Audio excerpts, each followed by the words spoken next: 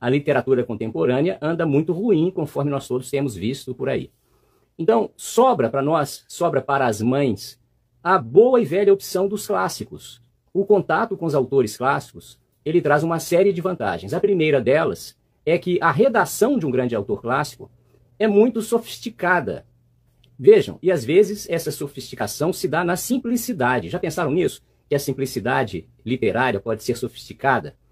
É o caso, por exemplo, dos contos clássicos dos irmãos Grimm, de La Fontaine, de Claude Perrault e de tantos outros escritores que povoaram o imaginário da minha geração, por exemplo, na juventude.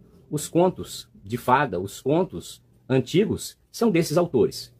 Então, além de serem muito bem escritos, e isso é muito bom porque alimenta o que a gente chama de gramática implícita, a gramática inconsciente, aquela percepção que a criança tem da forma de escrever, do vocabulário, da conjugação dos verbos, das expressões mais inteligentes. Além de alimentar isso, alimenta, claro, o vocabulário e o imaginário, o pensamento, a criatividade. Eu hoje escolhi para ler aqui com vocês, para exatamente dar uma demonstração de como é que a gente deve ler uma obra literária, esse conto de Machado de Assis chamado Conto de Escola. Bom, e por que é que eu escolhi esse conto? Porque, como uma boa obra infantil ou infanto-juvenil, ele apresenta uma reflexão moral. Isso é fundamental nos dias de hoje. Os apelos que as crianças recebem são todos voltados para a ruptura com a lei, para a ruptura com o comportamento ético, tanto pela imprensa quanto pela TV, os desenhos animados, tudo aquilo que hoje nas redes sociais invade a vida das crianças e adolescentes faz uma ruptura com o esperado eticamente, moralmente. Então, esse conto, reparem, olha, a capa ilustra muito bem um ilustrador chamado Nelson Cruz. A capa ilustra uma cena de um cotidiano da sala de aula, um flagrante de uma cola, um aluno passando a cola para o outro e um determinado colega testemunhando isso, o colega da carteira da frente, flagrando esse ato de dar cola. Então, como é que a cola entra nesse conto? Para estabelecer uma reflexão sobre o correto, sobre o digno, sobre o certo, sobre o ético. Nós vamos observar aqui na história, durante a leitura, que o personagem ele sai de um estado que eu vou chamar de anomia moral para um estado de heteronomia moral. E nós esperamos que as nossas crianças, que nascem na chamada anomia moral, ou seja, elas não têm ainda balizamentos morais nem éticos, então nós é que temos que dar para elas a referência do que é correto, né? É o hétero, é o outro que estabelece, que impõe o limite e que apresenta os reguladores morais. A criança que absorve bem essa heteronomia moral, ela vai chegar posteriormente a um estágio de autonomia moral, ou seja, aquele momento em que ela não precisa mais do outro estar perto para ela agir com correção. Ela já sabe, ela já tem interiorizadamente, né, de forma vigorosa, a noção do que é certo. Então vamos ao conto para vocês verem que Primor é uma obra de Machado de Assis que diz assim, Conto de Escola. A escola era na Rua do Costa, um sobradinho de grade de pau. O ano era de 1840. Naquele dia, uma segunda-feira do mês de maio, deixei-me estar alguns instantes na Rua da Princesa a ver onde iria brincar amanhã. Hesitava entre o Morro de São Diogo e o Campo de Santana, que não era então esse parque atual, construção de gentleman, mas um espaço rústico, mais ou menos infinito, alastrado de lavadeiras, capim e alguns burros soltos. Então reparem, o nosso personagem deveria estar a caminho da escola, mas ele parou para pensar, para escolher um lugar para brincar, ou seja, onde é que ele mataria a aula, não é? Morro ou campo? Tal era o problema. De repente disse comigo que o melhor era a escola. Reparem, ele está impulsionado pelo princípio do prazer. A vontade dele é de ir na direção da diversão. Mas aí um elemento interior se impõe. De repente disse comigo, o melhor era a escola. E guiei para a escola. Aqui vai a razão. Na semana anterior, tinha feito 2 suetos e, descoberto o caso, recebi o pagamento das mãos de meu pai, que me deu uma sova de vara de marmeleiro. Então, veja bem, você está lendo esse conto com seu filho, aí aparece a palavra sueto. Você não sabe o que é, você não tem um dicionário perto, mas o contexto te ajuda. Então você pergunta para o seu filho, filho, você entendeu o que é sueto? Ele disse assim, na semana anterior tinha feito 2 suetos.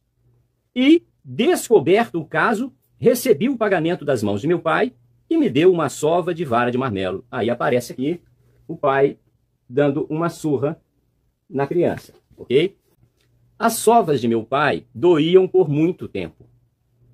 Era um velho empregado do arsenal de guerra, ríspido e intolerante. Sonhava para mim uma grande posição comercial e tinha ânsia de me ver com os elementos mercantis, ler, escrever e contar, para me meter de caixeiro. Ora, foi a lembrança do último castigo que me levou naquela manhã para o colégio. Não era um menino de virtudes. Então vejam que coisa interessantíssima.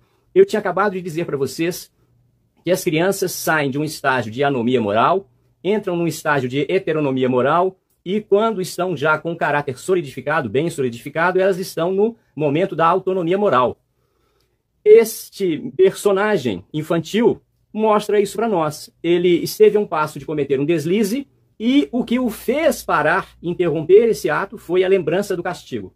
Ele mesmo comentou, não é? Os castigos do meu pai, as surras do meu pai, doíam muito. Então, entre cometer mais um deslize e viver sem dor, era preferível fazer o certo e viver sem dor, não é? E ele assume, não era um menino de virtudes. Ele, claro, né, adulto, agora contando para nós, olhando para o passado. Subi a escada com cautela, para não ser ouvido pelo mestre, e cheguei a tempo. Ele entrou na sala 3 ou 4 minutos depois. Entrou com o andar manso do costume, em chinelas de cordovão, com a jaqueta de brim lavada e desbotada, calça branca e tesa e grande colarinho caído. Chamava-se Policarpo e tinha perto de 50 anos ou mais. Uma vez sentado, extraiu da jaqueta a boceta de rapé e o lenço vermelho. Pô-los na gaveta. Depois relanceou os olhos pela sala. Os meninos, que se conservaram de pé durante a entrada dele, tornaram a sentar-se. Tudo estava em ordem. Começaram os trabalhos. Seu Pilar, eu preciso falar com você, disse-me baixinho o filho do mestre. Então, o nosso personagem principal estuda na mesma sala que o filho do professor. Chamava-se Raimundo, este pequeno, e era mole, aplicado, inteligência tarda. Então ele era um menino dedicado, mas era lento para alcançar o conteúdo, para assimilar o conteúdo. Nós agora sabemos então o nome dos 2 estudantes, né? O filho do professor é Raimundo e o nome do personagem, protagonista, o principal, é Pilar. Raimundo gastava 2 horas em reter aquilo que a outros levava apenas 30 ou 50 minutos. Vencia com o tempo o que não podia fazer logo com o cérebro. Reunia a isso um grande medo do pai. Era uma criança fina, pálida, cara doente, raramente estava alegre. Entrava na escola depois do pai e retirava-se antes. O mestre era mais severo com ele do que conosco. O que é que você quer? Logo, respondeu ele com voz trêmula. Começou a lição de escrita. Custava-me dizer que eu era dos mais adiantados da escola. Mas era. Não digo também que era dos mais inteligentes, por um escrúpulo fácil de entender e de excelente efeito no estilo. Mas não tenho outra convicção. Note-se que não era pálido nem mofino. Tinha boas cores e músculos de ferro. Na lição de escrita, por exemplo, acabava sempre antes de todos. Mas deixava-me estar a recortar narizes no papel ou na tábua. Ocupação sem nobreza nem espiritualidade, mas, em todo caso, ingênua. Naquele dia foi a mesma coisa. Tão depressa acabei, como entrei a reproduzir o nariz do mestre, dando-lhe 5 ou 6 atitudes diferentes, das quais recordo a interrogativa, a admirativa, a dubitativa e a cogitativa. Ora, no momento destes aqui, por exemplo, você pode e deve perguntar a seu filho o que é que ele entende por isso. Qual é a expressão interrogativa. Ele vai adorar, por exemplo, fazer uma cara de interrogação, né? Qual é a expressão admirativa, a dubitativa, a cogitativa, não é? E aí, ele vai aprender, se não sabe, né, que cogitar é pensar, é refletir. Então, uma expressão cogitativa é aquela que manifesta que, através da face, que o ser está pensando, né? Não lhe expunha esses nomes, pobre estudante de primeiras letras que era, mas instintivamente dava-lhes essas expressões. Os outros foram acabando. Não tive remédio, senão acabar também, entregar a escrita e voltar para o meu lugar. Com franqueza, estava arrependido de ter vindo. Olha, vejam só. Então, o nosso personagem aqui, ele mostra para nós o quanto ele oscila entre o dever fazer e o fazer o que dá prazer, não é? Nós já vimos lá no começo da história que ele estava louco para matar a aula e ficar brincando num parque, numa praça, num campo. E teve dúvidas se ia matar a aula num campo ou num morro. Mas aí veio a baliza moral, trazida pelo limite que o pai sempre dava, quando ele cometia erros, e ele decidiu, então, regulado por essa baliza moral, ir para a escola. Já lá na escola, uma vez que a escola lhe parece enfadonha, ele agora lembra do prazer de estar lá fora. Então ele oscila entre esses elementos, né? O princípio do prazer e o princípio da realidade. Os outros foram acabando, não tive remédio, senão acabar também, entregar a escrita e voltar para o meu lugar. Com franqueza, estava arrependido de ter vindo. Agora que ficava preso, ardia por andar lá fora. E recapitulava o campo e o morro e pensava nos outros meninos vadios, o Chico Telha, o Américo, o Carlos das Escadinhas, a fina flor do bairro e do gênero humano. A fina flor da malandragem, né? Para cúmulo de desespero, vi através das vidraças da escola, no claro azul do céu, por cima do Morro do Livramento, um papagaio de papel, alto e largo, preso de uma corda imensa que bojava no ar, uma coisa soberba. E eu na escola, sentado, pernas unidas, com um livro de leitura e a gramática nos joelhos. Então, vejam só, o menino está lá dentro da sua realidade, mas ele olha pela janela e vê os garotos soltando papagaio, soltando pipa, não é? E aí vem a tentação de deixar o que é certo e ir em busca do prazer. Fui um bobo em vir, disse eu ao Raimundo. Não diga isso, murmurou ele. Olhei para ele. Estava pálido. Então lembrou-me outra vez que queria pedir-me alguma coisa e perguntei-lhe o que era. Raimundo estremeceu de novo e, rápido, disse-me que esperasse um pouco. Era uma coisa particular. Seu Pilar, murmurou ele daí a alguns minutos. O que é?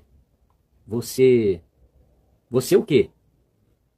Ele deitou os olhos ao pai, e depois a alguns outros meninos, um destes, o Curvelo, olhava para ele, desconfiado, e o Raimundo, notando-me essa circunstância, pediu alguns minutos mais de espera. Confesso que começava a arder de curiosidade. Olhei para o Curvelo e vi que parecia atento. Podia ser uma simples curiosidade vaga, natural indiscrição, mas podia ser também alguma coisa entre eles. Esse Curvelo era um pouco levado do diabo.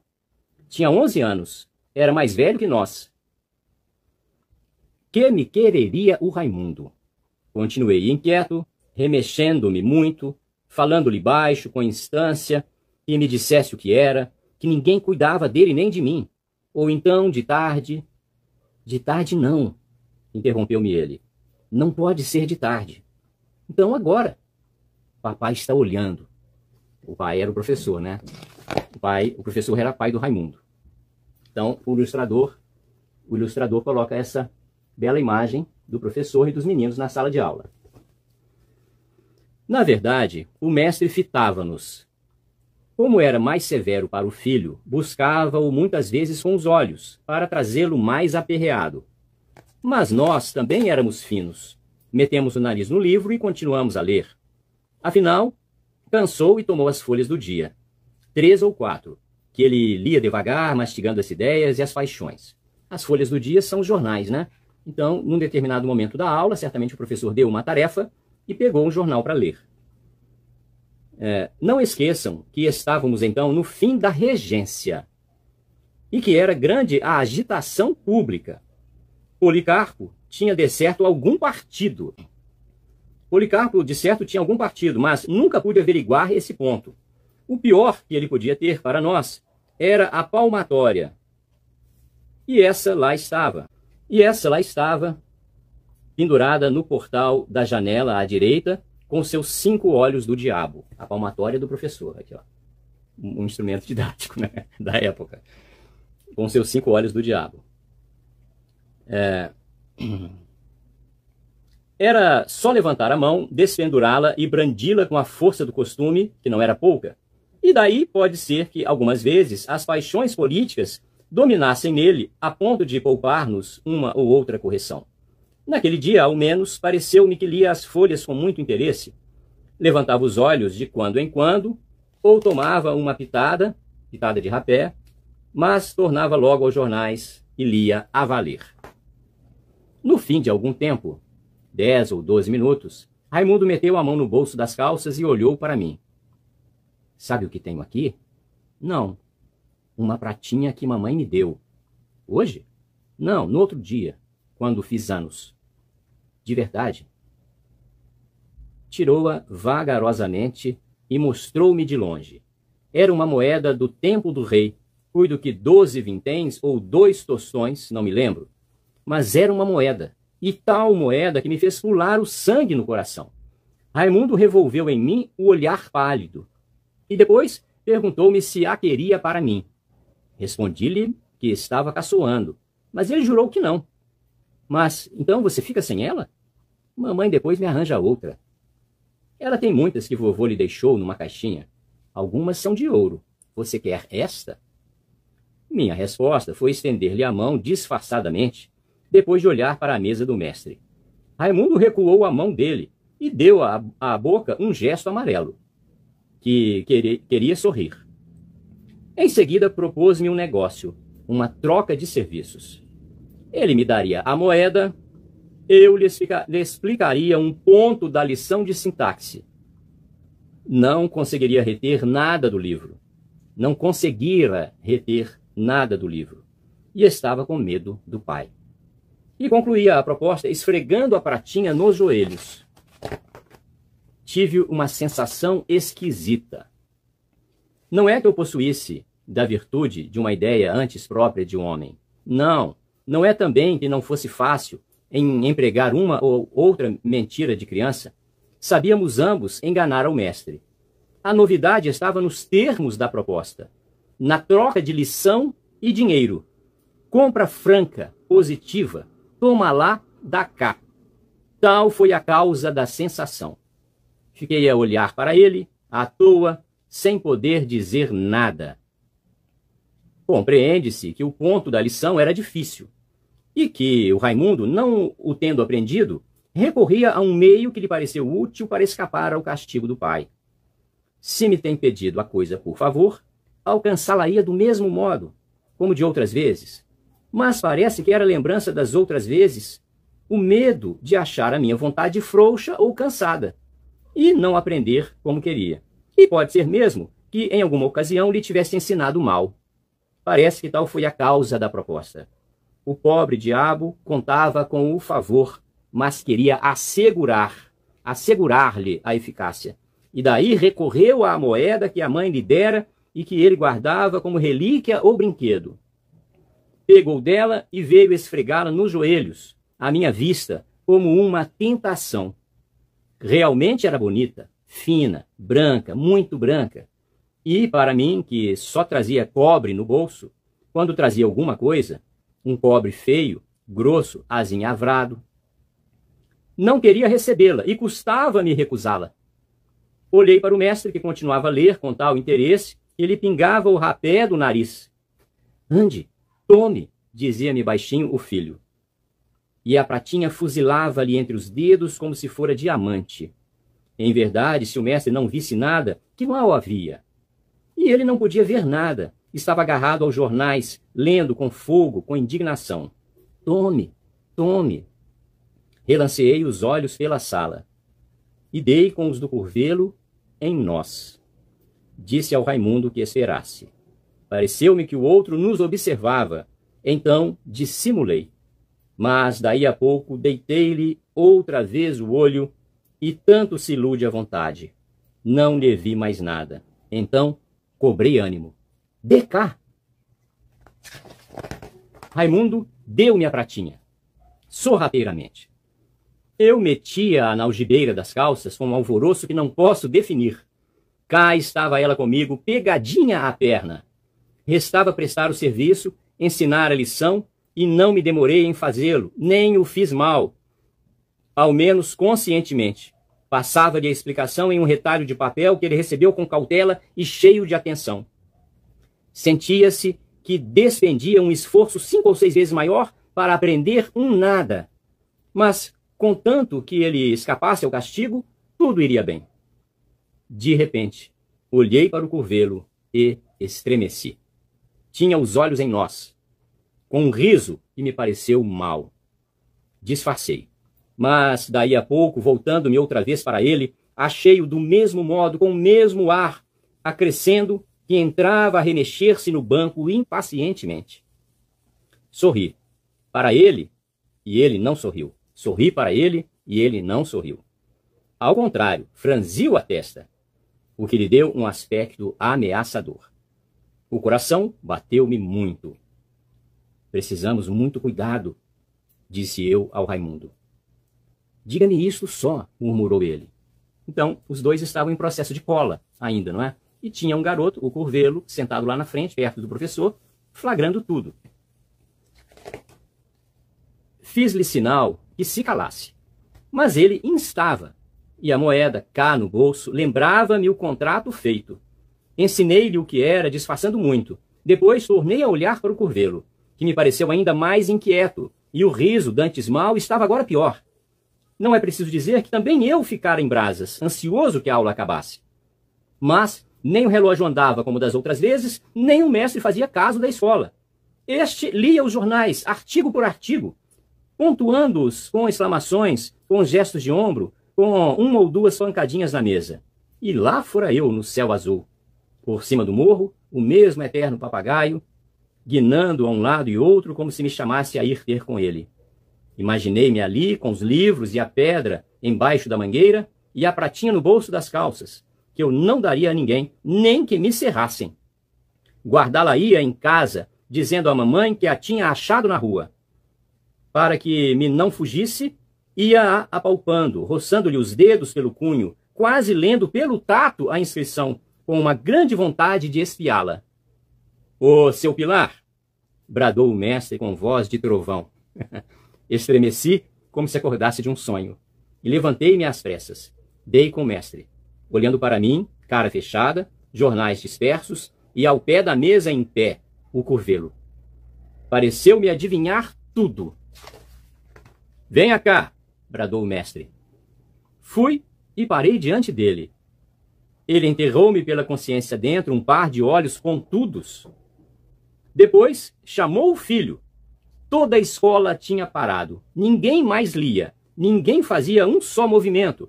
E eu, enquanto não tirasse os olhos do mestre, sentia no ar a curiosidade e o pavor de todos. — Então o senhor recebe dinheiro para ensinar as lições aos outros?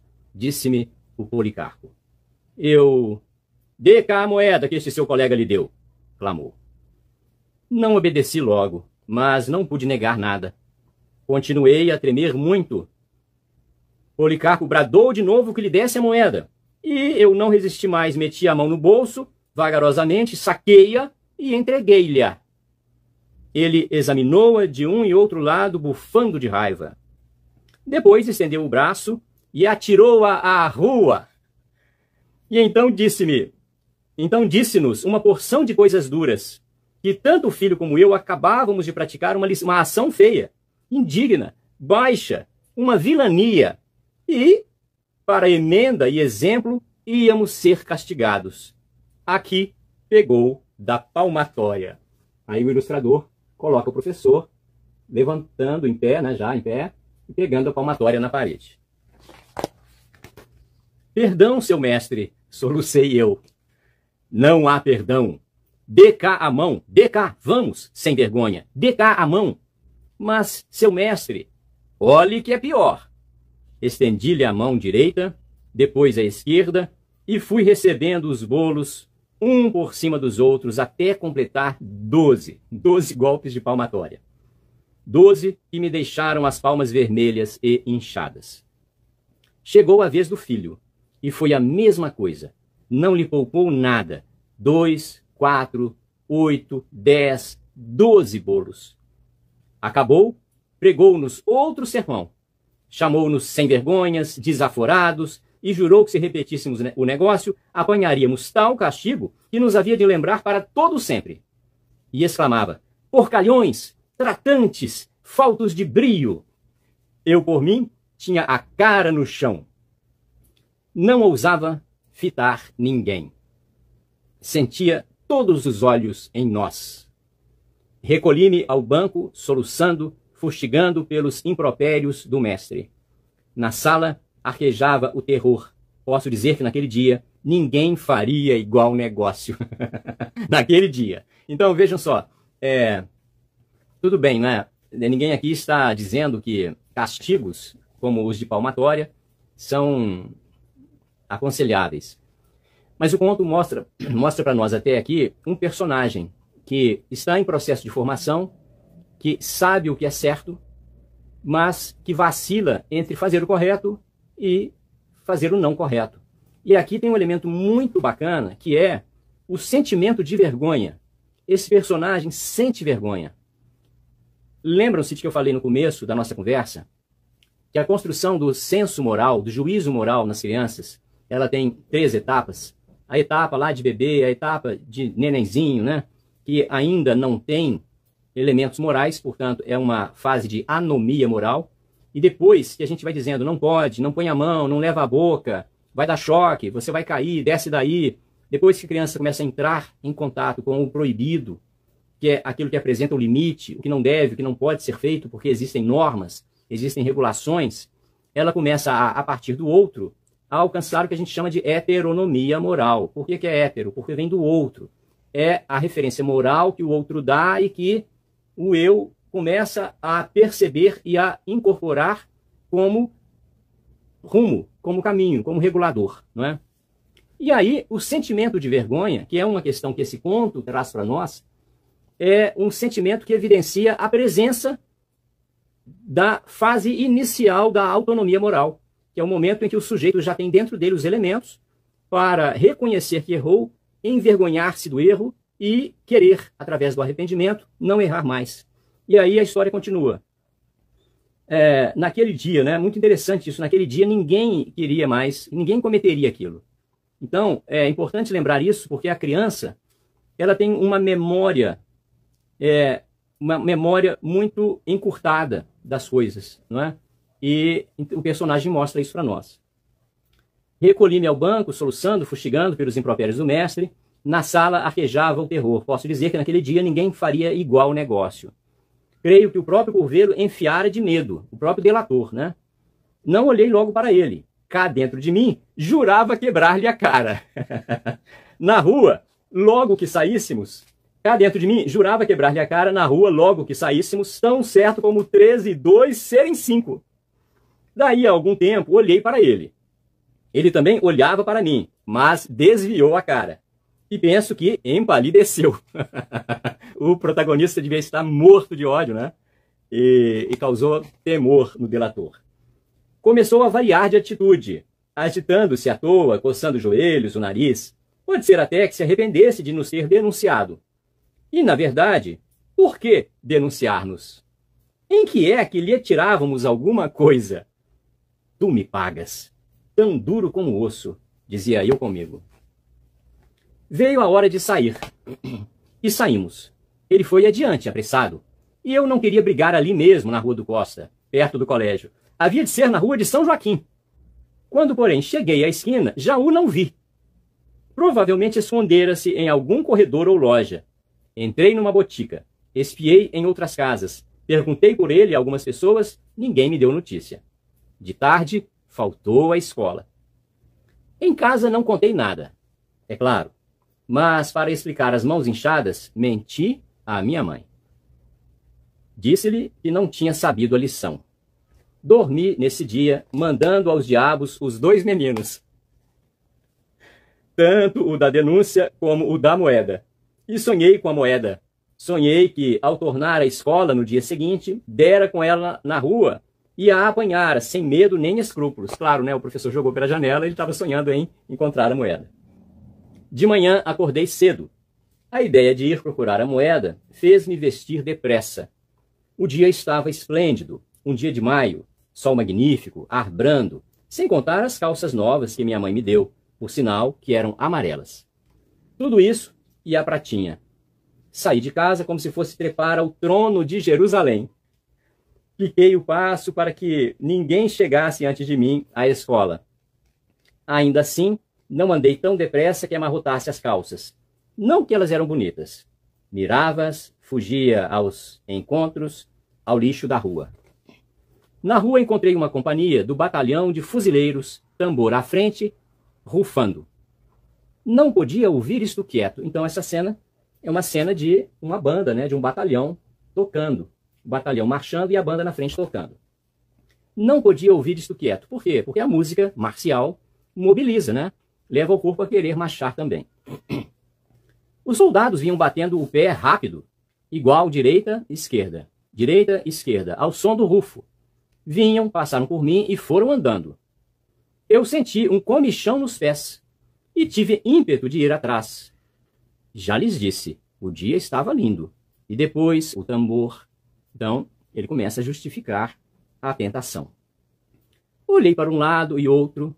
Afinal, não sei como foi. Entrei a marchar também ao som do rufo, creio que cantarolando alguma coisa. Rato na casaca, rato na casaca, rato na casaca.